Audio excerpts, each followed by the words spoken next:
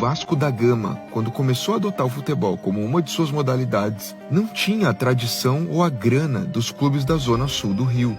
Exatamente por isso, montou suas primeiras equipes com jogadores de classes menos privilegiadas. O time foi campeão da segunda divisão em 1922, com craques operários, pintores, faxineiros. Assim, assegurou o direito de disputar no ano seguinte a primeira divisão ao lado de outros times como América, Botafogo, Flamengo e Fluminense.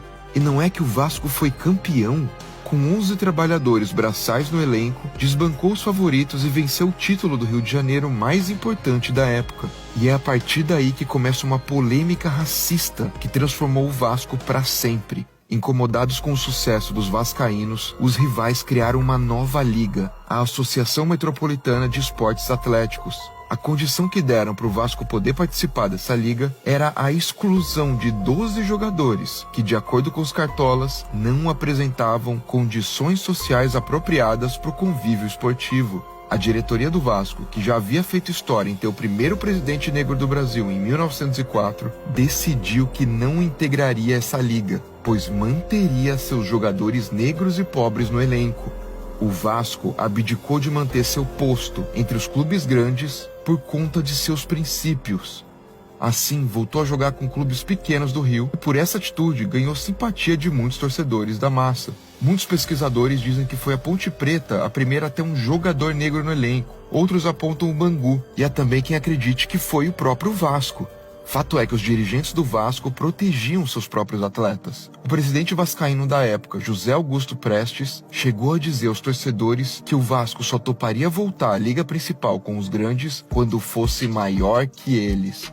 E nos anos seguintes foi exatamente isso que aconteceu. O Vasco não só foi aceito de volta sob pressão popular, como inaugurou o maior estádio do Brasil em 1927. São Januário foi levantado com a ajuda da própria torcida. E o fato de não ter um estádio antes era só um dos motivos encontrados pela liga preconceituosa da época para tentar evitar que o Vasco se misturasse aos brancos da Zona Sul. O Vasco da Gama foi gigante, e essa sua história está marcada para sempre. Boa parte da torcida vascaína entende a essência do Cruz Maltino e demonstra isso nas arquibancadas. Não é difícil encontrar menções aos camisas negras, como eram chamados os jogadores do Vasco na época em que o clube mais sofreu com o racismo. Na Libertadores de 2018, torcedores do Vasco relataram ter recebido gritos racistas da torcida do Racing, na Argentina. No jogo de volta em São Januário, o time entrou em campo com a torcida cantando uma das suas músicas que enaltecem a luta histórica do Vasco contra o racismo.